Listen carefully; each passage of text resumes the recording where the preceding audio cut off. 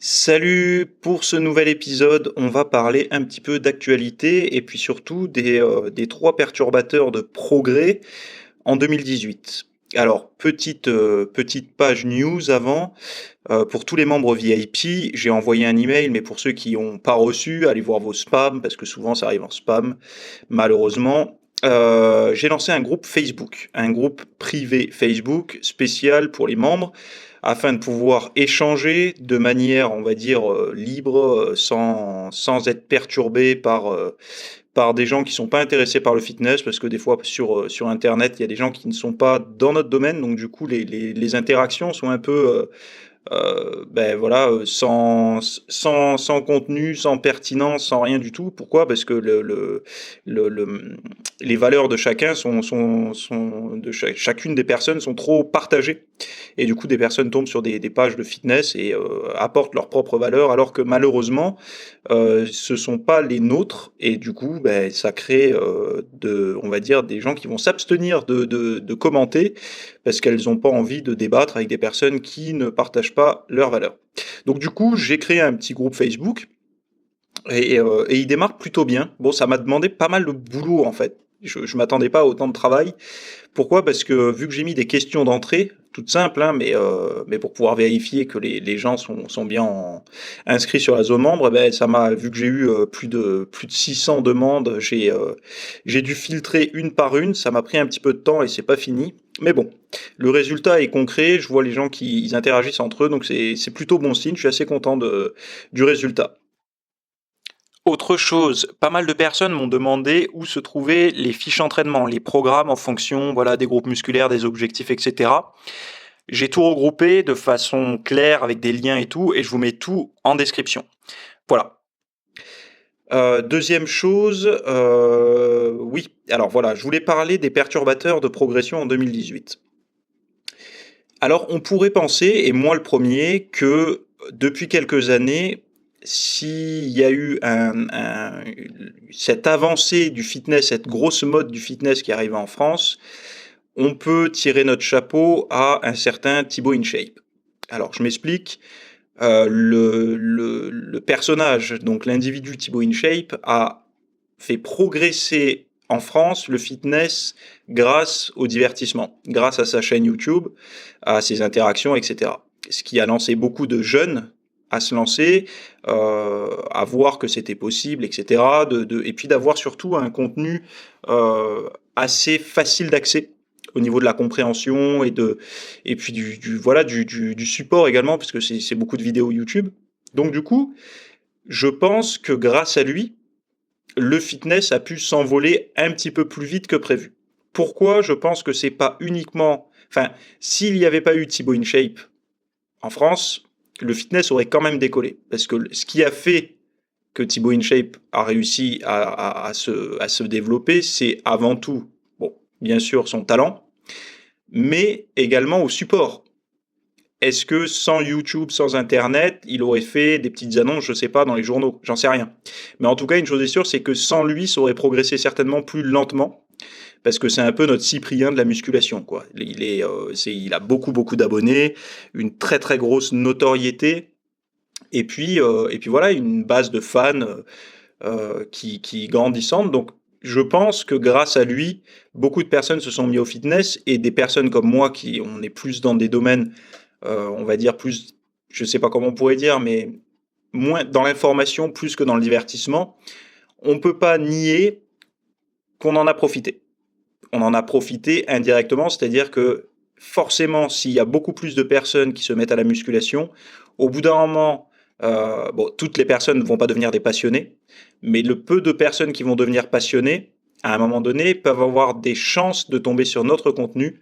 Et donc, bah voilà, par exemple, moi, avec mes podcasts un petit peu plus, on va dire, sur le développement perso, sur l'approche sommeil et tout ça, vont peut-être s'intéresser à ce genre de domaine et donc me trouver.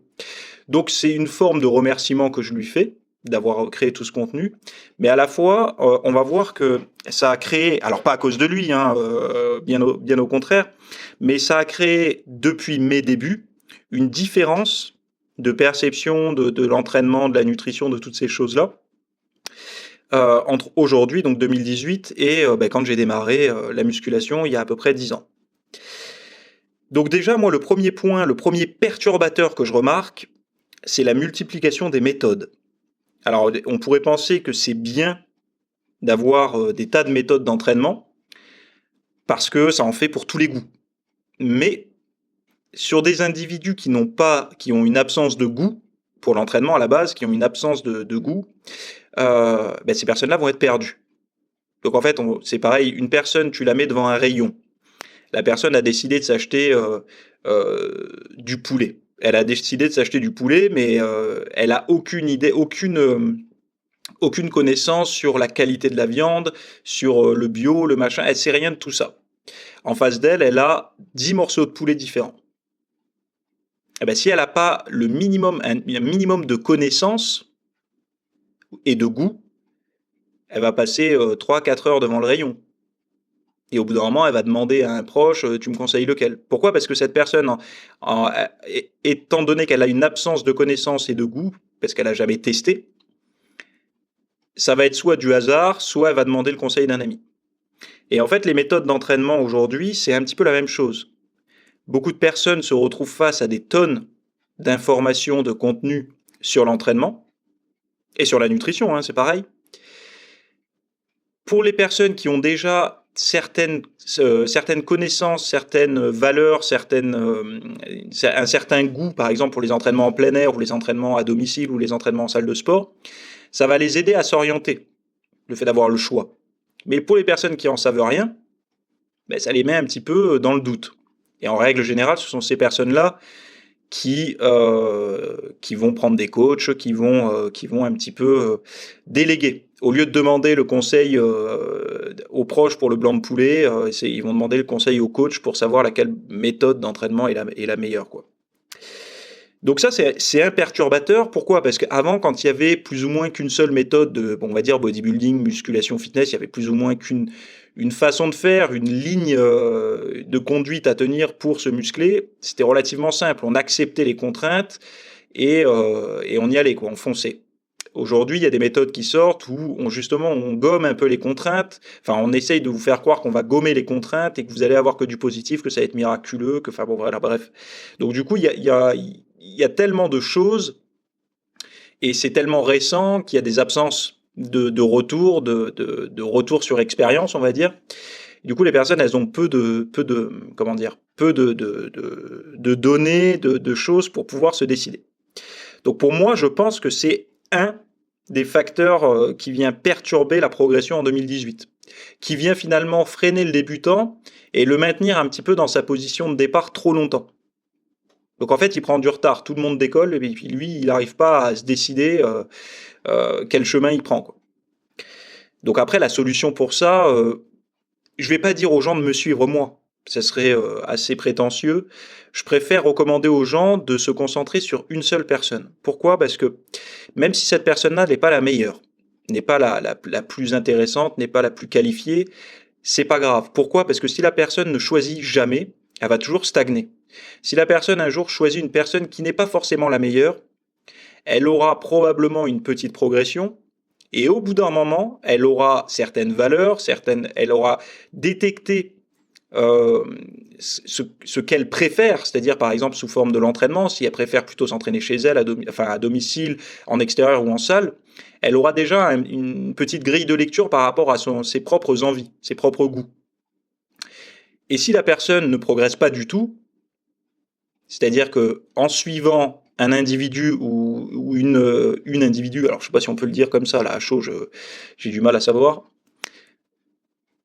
cette personne-là aura cru perdre du temps, parce qu'elle n'aura pas progressé, mais en réalité, elle aura progressé car elle aura vérifié que par le suivi de cette méthode, elle n'a pas progressé. C'est-à-dire que par l'absence de résultats, elle pourra se dire « Ok, méthode X ne fonctionne pas pour moi, je raye ». Donc, l'échec est une forme de progression. Donc, même suivre la mauvaise personne pendant un certain nombre de temps, on pense avoir perdu une année, mais réellement, on a gagné du temps. C'est-à-dire qu'on a pu éliminer quelque chose. Et c'est quand même une grosse forme de progression que d'éliminer quelque chose. Je rapporte ça à quelque chose de plus concret. si jamais on a, je sais pas, 4 aliments devant nous, du riz, du poulet et des lentilles. Donc on sait que le riz, ça va être beaucoup de glucides, le poulet, ça va être des protéines, et les lentilles, ça va être protéines, glucides, fibres.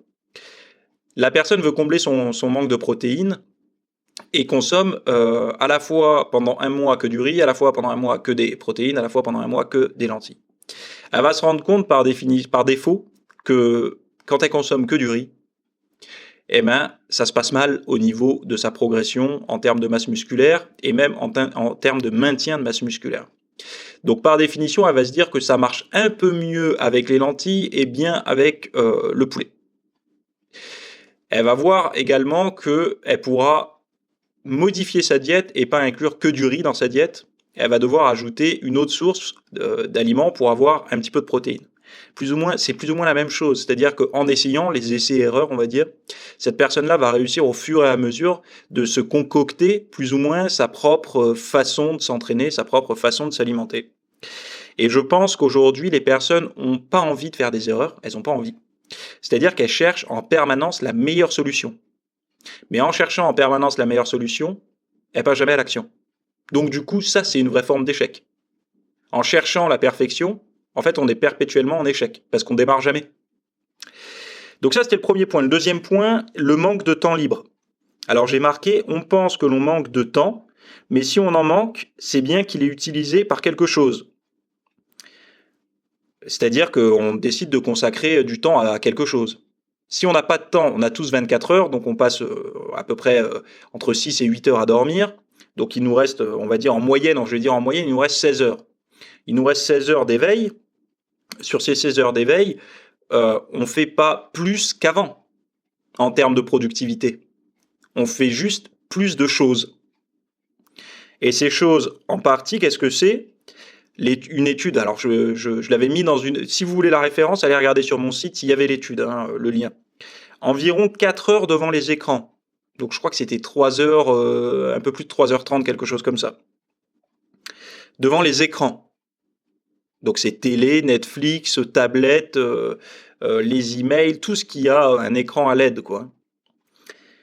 Donc ces 4 heures qu'on passe devant les écrans, ça peut être assimilé à du temps... alors là, je parle hors contexte boulot. Hein. C'est pas le gars qui est ingénieur ou qui est codeur, développeur ou comptable ou autre devant son écran. Je parle bien du temps devant les écrans hors contexte boulot. Ça représente clairement un temps libre occupé par quelque chose. Le problème, c'est que nous, on s'en rend pas compte. Pourquoi ? Parce que ces 4 heures, enfin, on va dire ces 3h30 dispatchées sur la journée, elles sont, voilà, un petit peu le matin, un petit peu à la pause, un petit peu, voilà. Alors, dès qu'on a une minute, on va se foutre devant un écran. Et ça, malheureusement, nous, on le perçoit comme, du coup, pénalisant sur la journée, c'est-à-dire on a l'impression d'avoir nos journées qui sont bouclées, qui sont au taquet. Mais en réalité, c'est du temps qu'on utilise un petit peu à rien faire, quoi. On n'apprend pas, on progresse pas, on n'apprend rien. À moins que ce soit réellement, chaque soir, la personne se dise ou se concentre tout son temps libre, donc ces 4 heures-là, elle ne l'utilise pas pendant la journée, elle le concentre sur des conférences, sur des vidéos formations, vraiment de l'apprentissage pur et dur. Mais une chose est sûre, c'est que ce manque de temps libre, qu'on pense, et réellement, c'est quelque chose qui vient nous pénaliser sur notre productivité. Pourquoi ? Parce que toujours sauter, par exemple, d'une tâche où on est en train de bosser à une tâche où on va consulter du contenu, je parle pour tout le monde, hein, tous ceux qui bossent dans quel que soit le domaine, quel que soit le domaine, ça demande un effort au cerveau de se reconcentrer sur cette nouvelle tâche et après rebasculer sur l'ancienne tâche. Et ça taxe du temps. Ça prend du temps. Et je pense même, alors là c'est une supposition, que le fait d'être durant la journée dans l'attente de notifications, c'est-à-dire qu'on va attendre, on va surveiller en fait les futures notifications. Est-ce que j'ai eu un message sur Facebook ? Est-ce que j'ai eu un texto ? Est-ce que voilà j'ai reçu des actualités d'un tel ou autre ? Ça nous crée inconsciemment dans une forme de concentration qui n'est plus aussi intense qu'avant l'arrivée des réseaux sociaux, des smartphones et tous ces trucs-là. Donc, un des perturbateurs de progression en 2018, c'est bel et bien la croyance qu'on manque de temps. Et la solution pour ça, c'est de se dire, j'ai du temps, que j'occupe avec des choses qui me font plaisir, donc consulter les réseaux, regarder la télé, enfin bon, tous les trucs que vous faites habituellement, et qu'à cause de ça, je ne peux pas aller m'entraîner ou, je sais pas moi, faire quelque chose, aller faire un footing ou apprendre la nutrition par exemple. Mais il faut en prendre conscience. C'est-à-dire que on peut pas forcer la réalité à croire ce qu'on se dit. Alors là, c'est un petit peu complexe à comprendre, mais c'est pas en vous disant que vous manquez de temps que dans la réalité, on va vous dire bon ben c'est bon, tu manques de temps, on te pardonne. Non, non. C'est le temps, je veux bien que quand on est salarié, on n'est pas réellement responsable. Enfin, on l'est, mais on n'est pas réellement responsable de notre temps libre, de notre temps. C'est-à-dire que 8 heures par jour, on doit être au boulot. Bon, voilà, chacun est libre de faire le boulot qu'il a envie de faire en fonction des moyens qu'il se donne, je pense. Encore que ça, c'est discutable, mais bon, bref. À partir du moment où on est hors contexte de travail, le temps qui vous reste, on le meuble comme on veut.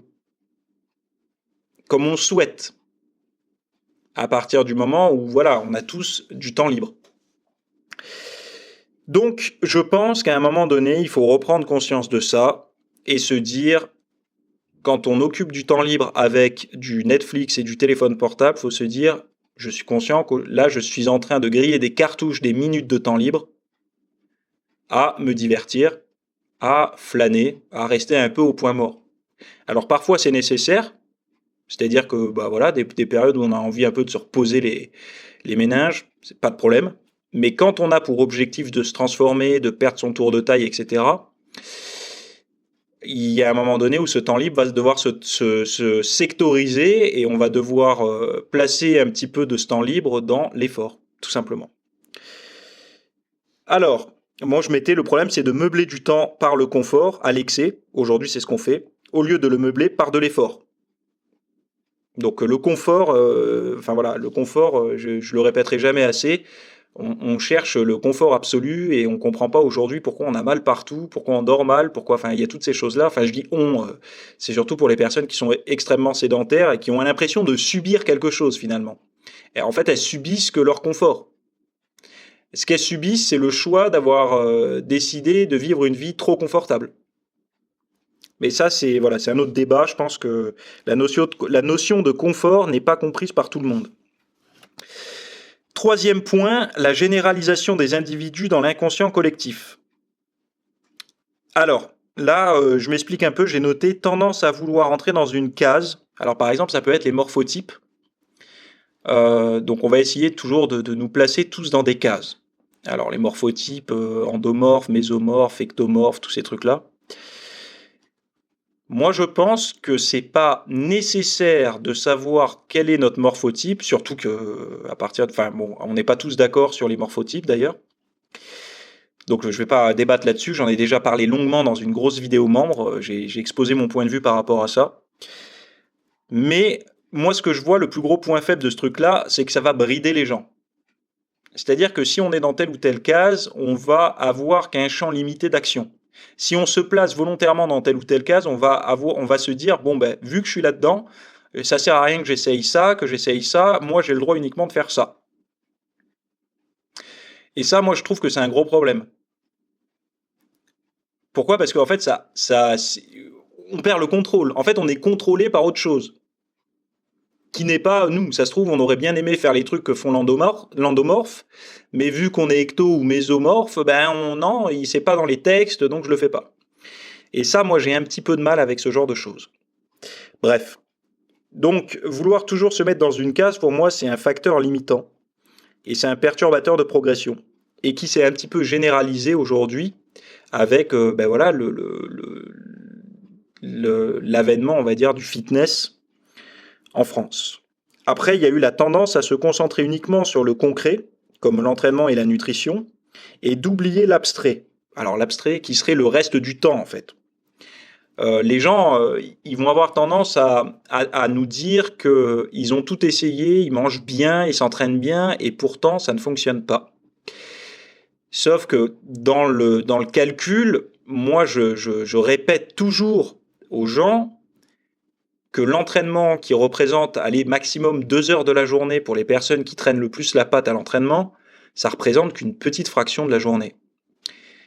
Si on ne prend pas en compte le reste de notre activité quotidienne, c'est-à-dire si on est maçon, si on est bûcheron, si on est comptable, si on est restaurateur, si on est, je sais pas, facteur au bureau de poste, voilà, quel que soit l'emploi que l'on a, ça donne quand même une bonne indication sur le rythme de vie qu'on a. Est-ce qu'on est plutôt actif, plutôt très actif, plutôt peu actif, plutôt sédentaire? Si vous êtes commercial, admettons. Il y a des gens qui me disent « je suis actif, je suis commercial ». D'accord. Donc moi, lors de consultations, je leur dis « t'es actif, t'es commercial, ok.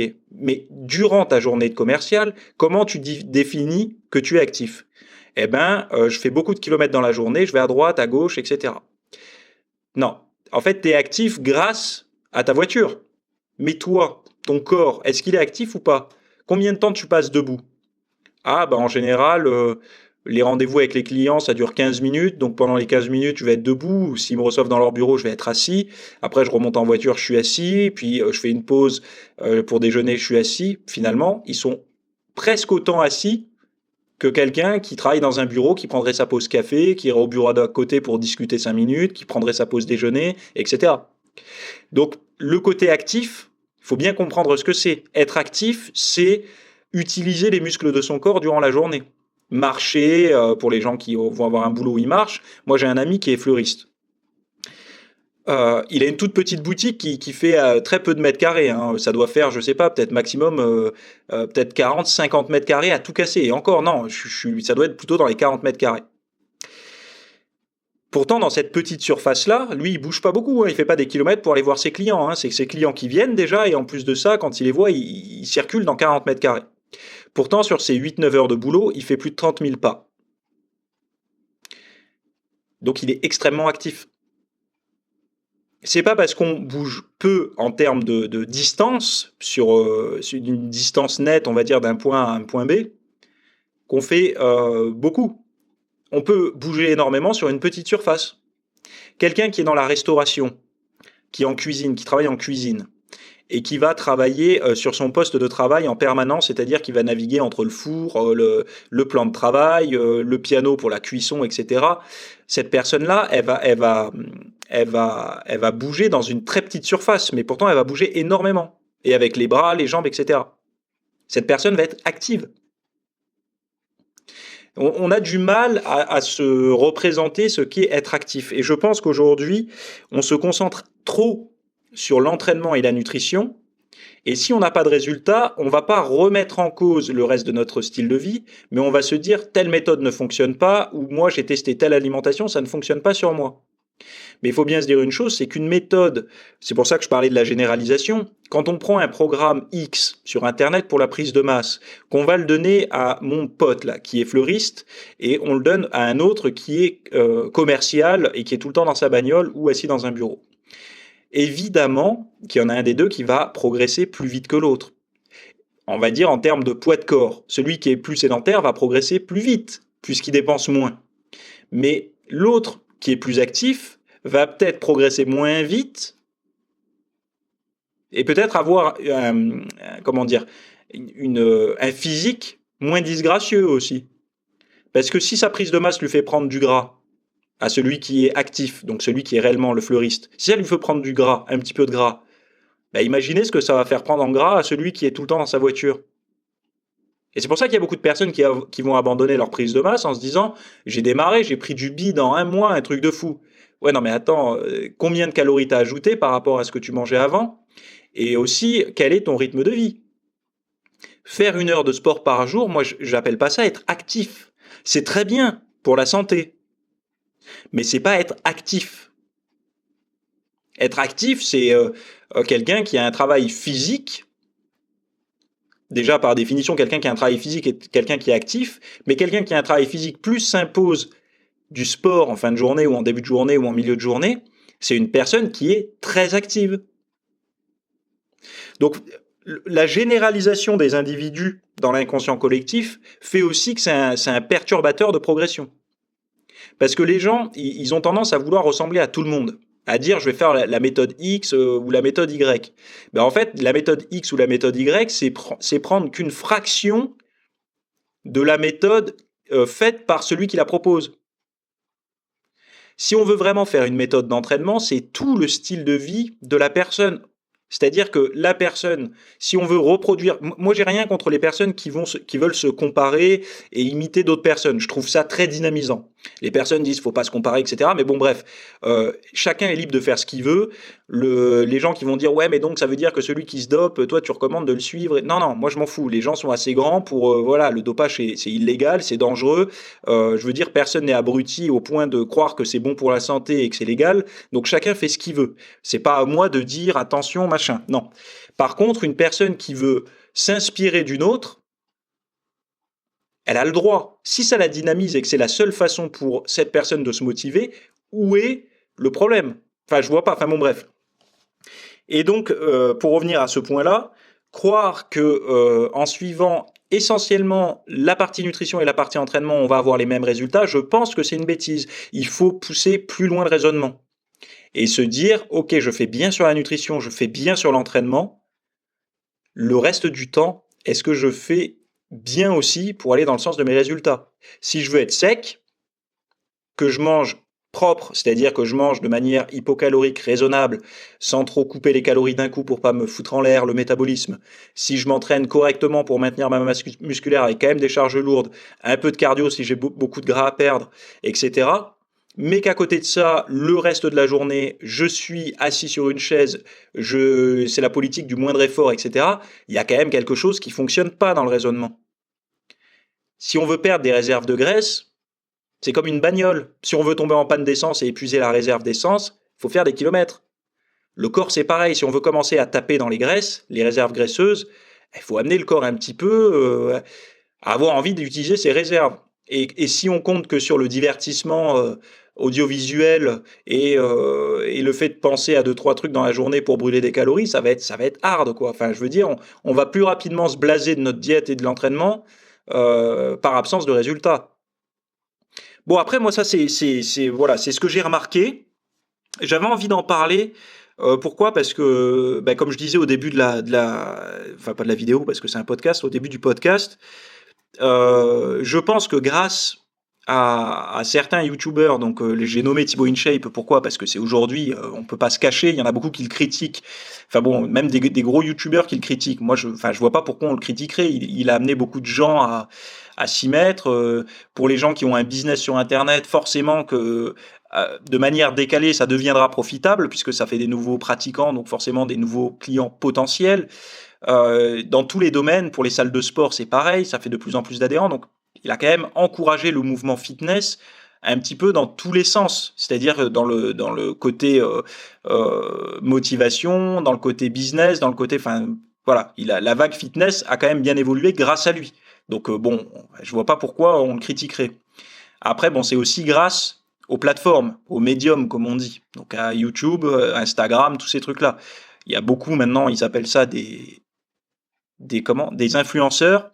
D'ailleurs, on m'a taxé, on me nomme parfois quand je suis sollicité par des marques, voulez-vous faire partie des influenceurs, etc. J'ai un peu de mal avec ce terme. Enfin bon, bref. Et voilà, toute cette vague-là, tous ces supports ont permis à des gens de percer et donc d'influencer des gens. C'est pour ça qu'on les appelle des influenceurs. Mais voilà, le plus gros, c'est Thibaut, donc c'est pour ça que j'en ai parlé. Mais je pense que quand même le fitness aurait évolué dans le milieu français grâce au support, donc aux réseaux sociaux, quoi. Donc voilà, aujourd'hui, je pense que les gens qui s'attendaient à avoir des conseils dans ce podcast, les perturbateurs de progression sont le gluten, le lactose et les séries longues. Je pense qu'ils sont déçus parce que j'ai pas l'habitude de faire des trucs aussi tranchés. C'est pour ça que j'avais envie de partager avec vous cette réflexion. De toute façon, les personnes qui s'attendaient à avoir des réponses toutes faites avec des trucs appliqués, ils sont plus là, hein, donc ils n'ont pas écouté jusque-là. Donc quelque part, tant mieux. Donc je répète un petit peu pour ceux qui n'ont pas entendu le début du podcast que le groupe Facebook est ouvert que malheureusement ou heureusement, je sais pas, je dirais plutôt heureusement aux membres VIP, ce qui permet d'avoir une bonne qualité de contenu et d'interaction. La prochaine vidéo sortira ce week-end, une vidéo VIP portant sur 3 questions d'un membre qui a un putain de super niveau, qui m'écoute d'ailleurs en podcast aussi. Et il a toujours des questions qui sont assez rares. Il doit me poser 3 questions par an. Et enfin, il m'envoie 3 emails assez des pavés par an.